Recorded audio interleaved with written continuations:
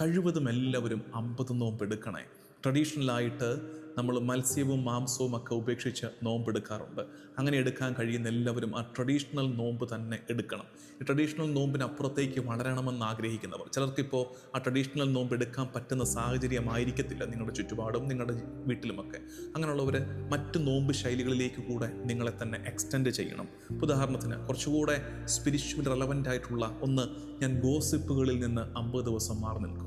എൻ്റെ വായിൽ നിന്ന് പരദൂഷണം വീടില്ല എന്ന് മാത്രമല്ല, അത്തരം സംസാരത്തിൻ്റെ ഇടങ്ങളിൽ നിന്ന് ഞാൻ മാറിക്കളയും. നല്ല ഒരു നോമ്പാണ്, നിങ്ങളുടെ വിശുദ്ധിയെ ഉയർത്തുന്ന നോമ്പാണത്.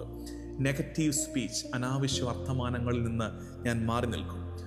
ദേഷ്യത്തിൽ നിന്ന്, അനാവശ്യ ദേഷ്യത്തിൽ നിന്ന്, ആങ്കർ ആൻഡ് ഹാർഷ് വേർഡ്സ്, അത്ര ബിക്കമിങ് അല്ലാത്ത വാക്കുകൾ, നല്ലതല്ലാത്ത വാക്കുകൾ എൻ്റെ നാവിൽ നിന്ന് ഈ 50 ദിവസം വീഴില്ല. നോമ്പെടുക്കുകയാണ്. ചില വാക്കുകൾക്ക് നോമ്പെടുക്കാം